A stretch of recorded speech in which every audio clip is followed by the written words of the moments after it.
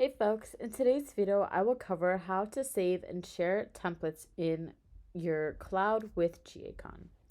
So this is a common feature for all of our products. The biggest benefit of shared template is their reusability and consistency. These templates allow development investments for one team to be reused and shared with another.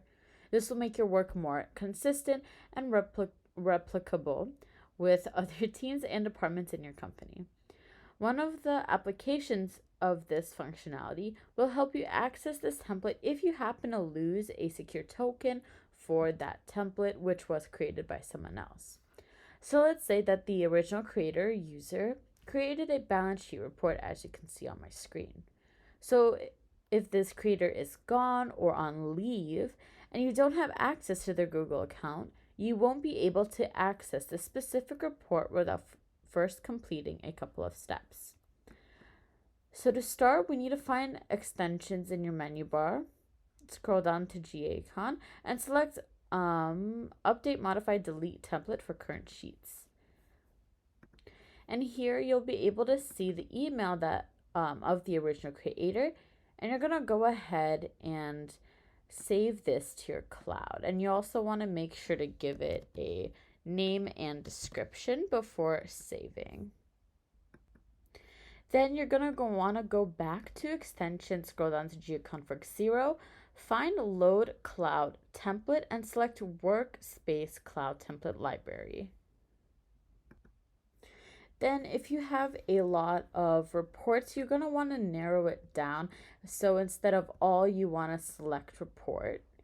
And then you need to double click on your sheet, which for me is the balance sheet. So I just went and double clicked that, which will take you to this page. Now you don't actually want to alter anything. So we're just going to go ahead and execute.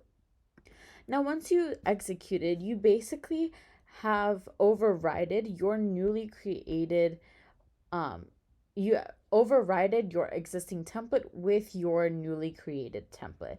And we can double check our override by again finding extensions, scrolling down to G-Accon Xero and selecting Update, Modify, Delete Template. And here you will see both of your templates, one of the original creator and the other one under your own personal Google account information. So your next step is to delete the one that's not under your name. So it's going to be the one with the non-personal email. So for me, it's going to be this first one. So you actually want to go ahead and delete it. That way, the only remaining sheet or report you'll have is the one under your own personal Google credentials.